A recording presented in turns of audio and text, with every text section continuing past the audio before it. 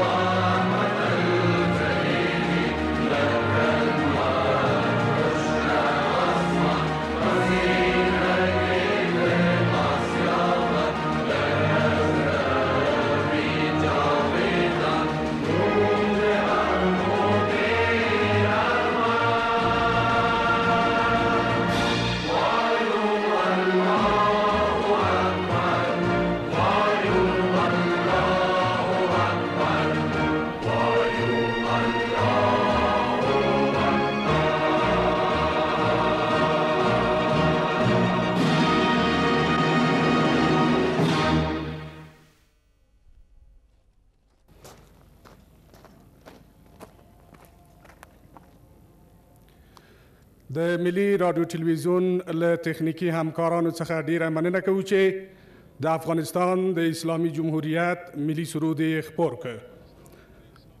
او اوس د افغانستان د اسلامي جمهوریت د وسلوالو قواو له لوی درستیز ستر جنرال ارکان حرب شیر محمد کریمي څخه په خورا درنښت هیله کوو چې خپله د هرکلي او ښه راغلاست وینا تاسو درنو حضارو ته وړاندې کړي. بسم الله الرحمن الرحیم نحمده و نصلی علی رسوله الکریم. د افغانستان د اسلامی جمهوریت جلالت مآب جمهور رئیس او د وسلوال پوز اعلی سرقماندان حامد کرزی، د جمهوری ریاست محترم مرستیالانو، د هند د جمهوریت د بهرنیو چارو محترم وزیر او ورسله پلاوی، د کابینې محترمو غړو، د پارلمان ښاغلو استازو، د وسلوال پوځ درنو جنرالانو، د دوستو هیوادو کور ډیپلوماتیکو مېلمنو، ښاغلو آغلو، السلام علیکم ورحمت الله وبرکاته. تر ټولو مخکې ستاسو عزتمنو مېلمانو راتګ ته دې شاندارې غونډې ته چې د سرلوړي افغانستان د درنګه ملي بیرغ د مراسمو د پرانیستلو او راپانده کولو له امله ترتیب شوی ښه راغلاست ووایم او په دې وسیله ستاسو لوړ او محترم حضور ته د درناوي مراتب وړاندې کړم. په ډېرې مننې او درنښت چې نن مو د ډېرو مصروفیتونو او بوختیاو سره سره د دې ملي او تاریخي ویاړ د لیاز زیاتې ځلا او تلپاتې یادګار په پرتمنو مراسمو کې چې بې له شکه د ګران افغانستان د سرلوړۍ او عظمت څرګندوی دی برخه اخیستي قدرداني کوم. ډیرو درنو مشرانو او محترمو وزارو، تاریخي کابل او د هېواد پیاوړي ولسونه نن د ګران هېواد د تاریخ په دې حساسه شیبه کې چې په رښتیا هم پرمختللي او نوي پړاو ته ورتېرېږي د یوه داسې ملي سمبول له امله چې بې له شکه د دوی د ملي ارادې او عظمت ښکارندوی دی ویاړي. په دې له ولولو ډکې فضا کې د ډېرې خوښۍ احساس کوو چې ستاسو ډېرو ویاړنو او سرلوړو مشرانو حضور دې مراسمو ته لا زیات برم او پرتم وربخلی، زموږ هوډ نور هم غښتلی د هېوادنیو ویاړونو او یادګارونو د ساتنې په لاره کې اوچت پالندوی او مرستندوی ګڼل کیږي. د ګران هېواد دا ویاړلی بیرغ چې د تاریخ په زړه کې لرغونې سابقه لري تل د دې هیواد په سترو کلاګانو، حصارونو، بالا حصارونو او سرکښه غرونو راپانده ساتل شوی. تر کومه ځایه چې تاریخي او لرغوني شواهد او اسناد څرګندوي بیرغ اوږده سابقه لري او تر میلاد وړاندې پیړیو ته رسیږي. کله چې د عامه پاچا لخوا د بخدي بنسټ کیښودل شو، د بلخ په لرغوني ښار داسې بیرغونه راپانده وو. دا ملي بیرغ چې په رښتیا هم زموږ د اتلو ولسونو د ملي یووالي او وحدت لوړ سمبول او اوچته بېلګه ښودل کیږي، موږ ټول دې ته رابولي چې په ډېرې مېړانې او سرښندنې د سرلوړي افغانستان د ځمکنۍ بشپړتیا، خپلواکۍ او ملي ارزښتونو کلکه دفاع وکړو. په دې شرایطو کې چې ګران هیواد د تاریخ د ډېر حساس پړاو څخه تیریږي، د ملي اردو اتل منصوبان د ملي پولیسو او ملي امنیت اړونده د نورو امنیتي ارګانونو سره په اوچتې همغږۍ کې د خپلواکۍ دفاع لوړ ګام په ګام پر مخ ځي. لیکې لا زیاتې غښتلي کیږي او په ډېرې مېړانې دا رسالت په مسؤلیت سره په خپلو اوږو اخلي. دوی ځان ویاړمن بولي چې د افغان باتور ولس لوړو هیلو ته د تاریخ په حساس پړاو کې د افغانستان اسلامي جمهوري حکومت د محترم مشرتابه تر داهیانه لارښوونو لاندې تحقق ورکړي. ورسپارلې دندې په پوره مسلکي وړتیا، سرښندنې او د ملي یووالي په پیاوړې روحیې سره سرته ورسوي. جلالت مآب محترم جمهور رئیس او د وسلوال اعلی سر قماندان، درنو میلمنو، دا ملي بیرغ چې نن ستاسې جلالت مآب لخوا د دې شانداره مراسمو په ترڅ کې څو شېبې وروسته راپانده کیږي، د هند دوست او تاریخي هیواد د یوه سترې کمپنۍ د هند بیرغ بنسټ د رئیس لخوا چې مشر یې د هند د پارلمان پخوانی غړی نبین جندال دی جوړ شوی او ټول لګښت یې دوی ورکړی چې په قدردنۍ سره یادونه کوو. همداراز د کامیر شرکت رئیس ښاغلی کمګار چې بیرغ او ملحقات یې چې ټول 18 ټنه وزن کیدو په وړیا توګه له هندوستان څخه تر کابل پورې لیږدولي او د ساختماني شرکت رئیس محترم آجي واسع څخه چې د دې بیرغ د بنسټ د جوړولو او تضمین چارو په برخه کې ټول لګښت په اوږو اخیستی په مننې سره یادونه کوو. دا کمپنۍ چې د ښاغلي جندال تر مشرۍ لاندې فعالیت لري، تل یې ډېر ابتکاري او بېنظیره کارونه ترسره کړي چې د دې ملي بیرغ جوړېدنه یې افغان ولس ته د دوستۍ لوړه ډالۍ ښودل کیږي. باید زیاته کړم چې د هند دوست هیواد پوځي اتشه ښاغلی بریګیډیر نارین د دې پروژې نوښتګر لخوا دا ټول کارونه یو په بل پسې ترسره شوي او له نظر څخه یې عمل ته پلي کړل. همدارنګه د هند حکومت محترم سفیر امیر سینا څخه مننه کوم چې د دوی ملاتړ له موږ سره و. په خاصه توګه باید د جناب محترم شاروال صاحب او محترم نثار احمد رئیس تنظیم نه د زړه له کومې مننه وکړم او نور ټول هغه ورونه چې د موږ سره په دې پروژه کې په زحمت بوخت و د زړه له کومې مننه وکړم او د دوی زحمت او د څو ورځو کار د ستاینې وړ دی. همدارنګه زموږ ګران هېواد دا ملي سمبول چې د دې کمپنۍ د تجربه لرونکو او مسلکي انجینرانو لخوا طرح او ډیزاین شوی په عالي کچه تنظیم او د ټاکلي پروګرام په بنسټ دا دی نن د ګران هېواد د افغانستان زړه د کابل ښکلي ښار او هېواد د ټولو اوسېدونکو د لا زیاتې خوښۍ په موخه دلته راپانده کیږي. په دې وسیله د دغو ټولو انجینرانو او بېلابېلو برخوالو نه د زړه له کومې مننه کوو. محترم جمهور رئیس او د وسلوال پوځ اعلی سر قماندان، محترمو حضارو، دا ملي بیرغ چې څو شېبې وروسته به پرانیستل شي په ډېرې ښکلا او ظرافت جوړ شوی، د ستنې لوړوالی یې 88 متره او په خپله بیرغ 10 اوږدوالی او 20 متره سور لري چې د سرلوړي افغانستان او هندوستان دوست هیواد د تاریخي دوستۍ او فرهنګي همکاریو اوچت او تلپاتې یادګار ګڼل کیږي. او په پای کې تاسو جلالت مآب جمهور رئیس او ټولو عزتمنو میلمنو ته په ډېر درناوي سره ډاډ څرګندوم چې د وسلوال پوځ اتل منصوبان به په ټول ځواک د خپلو باتورو پلرونو او نیکونو په شان د ګران هیواد د دې ملي او ویاړلي سمبول څخه په میړانه ساتنه کوي او د تل لپاره به یې راپانده او سرلوړی ساتي.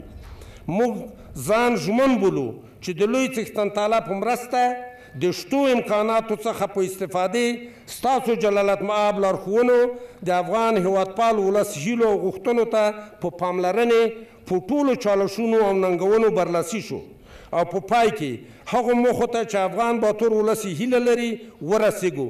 ومن الله توفیق. سورلړی دې وي افغانستان.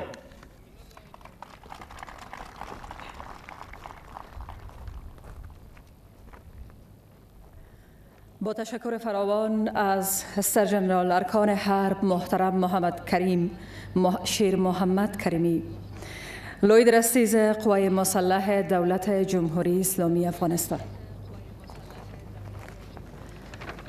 بسم الله الرحمن الرحیم. د لوی بخشون کې خدای په نامه د هر څه نه مخکې د افغانستان اسلامي جمهوریت رئیس صاحب جمهور حامد کرزی په اجازه او ټولو اغلو شاغلو خویندې ورونو السلام علیکم. د رئیس صاحب په شان خدایم راولې هر کله راشه. On behalf of the people and the government of Afghanistan, we profusely thank the Flag Foundation of India for this monumental national flag. Chairman Naveed Jindal, who is here with us today. Hindustan की विदेश मंत्री श्रीमती सुषमा स्वराज जी का मैं तहे दिल से स्वागत करती हूँ और विनती करती हूँ श्रीमती सुषमा जी कुछ सब बोले.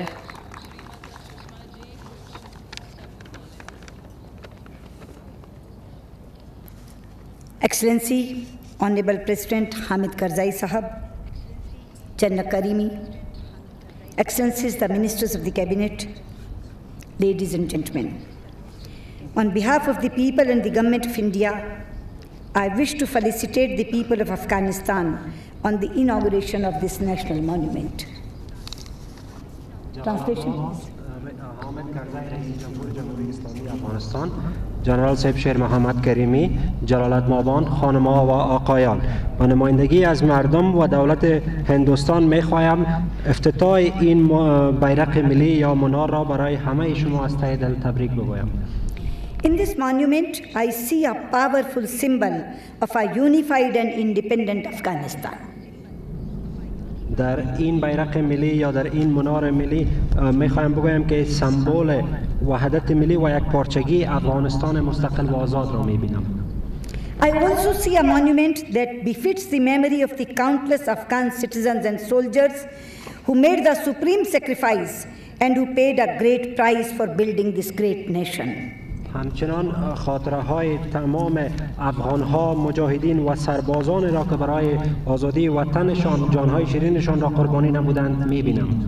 Excellency President Karzai, the achievements in the political reconstruction of Afghanistan over the last 13 years are very impressive. جناب رئیس جمهور حامد کرزی، دستاوردهای 13 سال شما در بازسازی سیاسی افغانستان را بسیار جذاب و تشویق کننده می‌بینم. However, as all of us are aware, there are still many challenges that lie ahead of you. به هر حال برای همه ما معلوم است و چالش‌های بیشتری را فرارای شما هنوزم می‌بینیم. I am confident that with the spirit that has brought the Afghan people so far, which is captured so well in this impressive national flag monument, these challenges will be overcome. مطمئن هستم با روحیه‌ای که افغانستان تا اینجا رسیده و در این منار منعکس گردیده به تمام چالش‌ها فائق آمده و افغانستان مستحکم، مستقل، یکپارچه و مرفه برای همگان به زودی معلوم خواهد شد. And the vision of a strong, independent, unified and prosperous Afghanistan will be realized soon. و دیدگاه افغانستان مستحکم، مستقل، یکپارچه و مرفه برای همگان به زودی معلوم خواهد شد. Friends, this is also the week of the martyrs of Afghanistan. On this occasion, I would like to remember a great son and hero of Afghanistan, Commander Ahmad Shah Massoud. His entire life was also dedicated to the unity and security of this country and its great people. He too, like countless others, was willing to make the supreme sacrifice for this nation. دوستان، هفته شهید در افغانستان است و می‌خواهم به این مناسبت یاد از فرزند رشید و قهرمان افغانستان قماندان احمد شاه مسعود نمایم، کسی که تمام عمرش را به خاطر وحدت ملی و امنیت و ثبات افغانستان و تمام مردم غیور از این کشور جان شیرینشان را و مثل صدها هزارها افغان دیگر قربانی نمود. He was a great friend of India and we'll never forget him. ایشان دوست بسیار خوب هندوستان بودند و ما هیچ وقت ایشان را فراموش نمی‌کنیم. India will always be Afghanistan's first strategic partner. We are committed to assisting Afghanistan in whatever manner is possible within our means. کشور هندوستان همیشه اولین پارتنر استراتژیک افغانستان می باشد و ما متحد هستیم به هر نوع کمک ممکن برای افغانستان جهت رسیدنشان به اهدافشان. Excellency, I would like to take this opportunity to announce India's contribution of $1 million for your plan to develop this national flag monument site into a public area where people from all over Afghanistan can come and visit when they visit their capital city, Kabul. جلالت مآبان میخواهم با استفاده از این فرصت مبلغ $1 میلیون آمریکایی کمک کشور هندوستان را برای انکشاف این ساحه منار به پارک تفریحی اعلان کنم که تمام افغانهایی که از پایتخت دیدن میکنند از این ساحه نیز دیدن بکنند. We share your vision that this place should be for recreation and tourism and also for paying homage to all the brave Afghan men and women who have laid down their lives for this country. ما به عین دیدگاه شما هستیم که این ساحه به یک ساحه توریستی و یادبود از تمام افغانهای شجاع که به خاطر وطنشان جانهای شیرینشان را اهدا نمودند تبدیل گردد. Excellency, I thank you on behalf of the people of India for the invitation to participate in this significant moment in the life of the Afghan nation. جلالت مآب، ما به نمایندگی از مردم کشور هندوستان از شما صمیمانه سپاس می نمایم که مرا دعوت نمودید تا به این محفل پرشکوه دعوت اشتراک نمایم.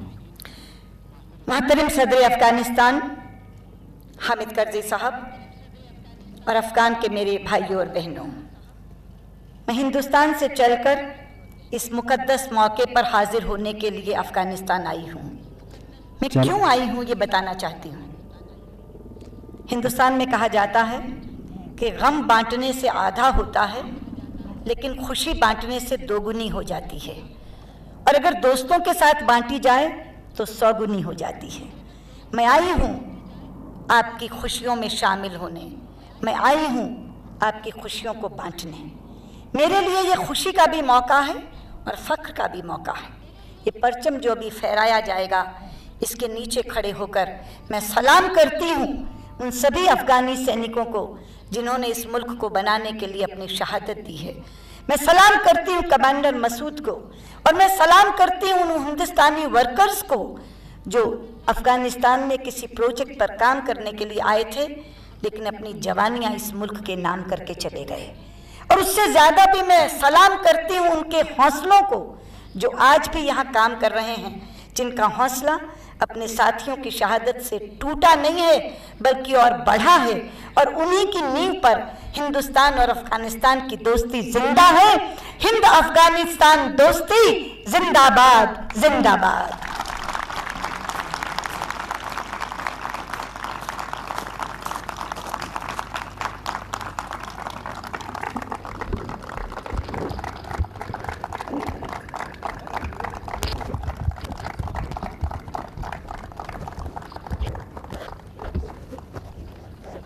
د هندوستان د هیواد د بهرنیو چارو له وزیر میرمنې آغلې سوشما سوراج څخه ډیره مننه کوم چې خپله وینا یې تاسو درنو حضارو ته وړاندې کړه. او اوس د افغانستان د اسلامي جمهوریت جمهور رئیس او د وسلوال پوځ اعلی قماندان جلالت مآب حامد کرزي ته بلنه ورکوو چې تشریف راوړي او خپله وینا تاسو درنو حضارو ته په همدې مناسبت واوروي.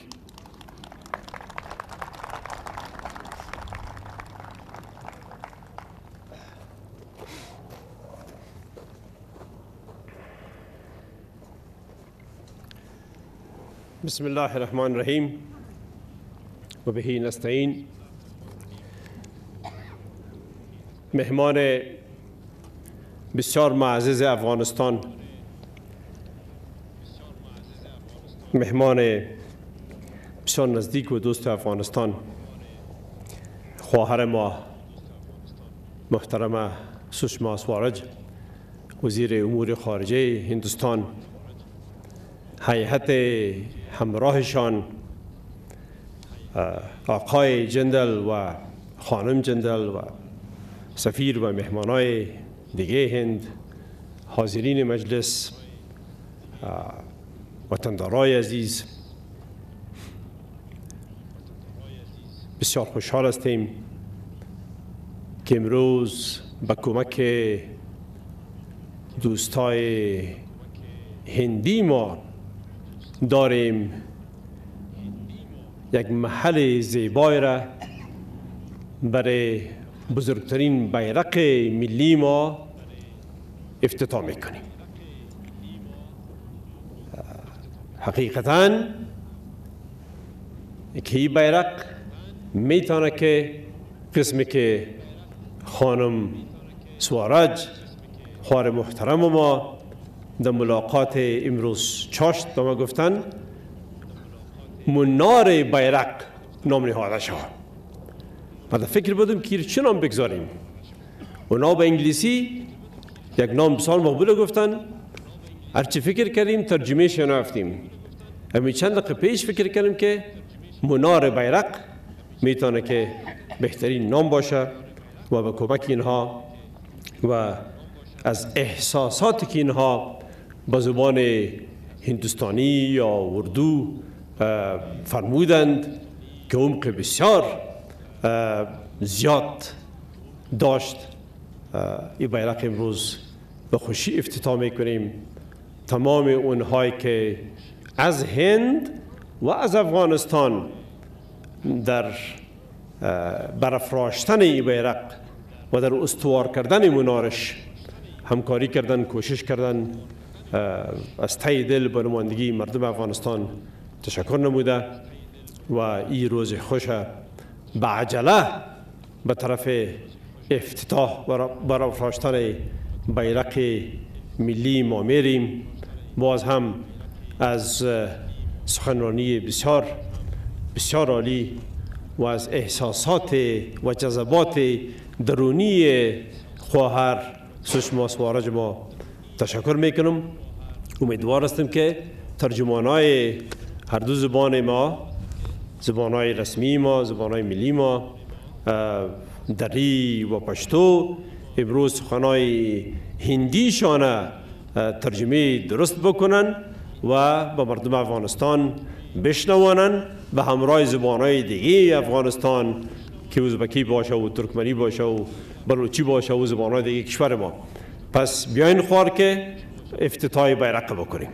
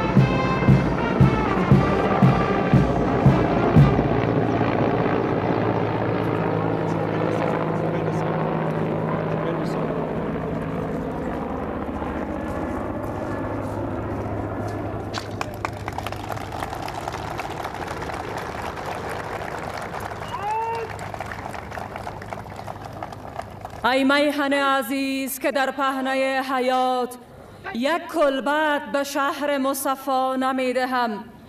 هر کوهسار و دشت و دمن سنگزار تو، بلالزار و گلشن زیبا نمیدهم.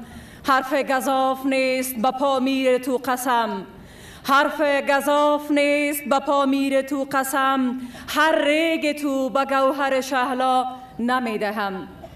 با ابراز سپاس و امتنان از تشریف آوری همه شما در محفل کنونی و با آرزوی ای که دوستی کشور دوست هندوستان و افغانستان همیشه و پاینده باشد، محفل کنونی ما در همین جا با پایان میرسد. تشکر.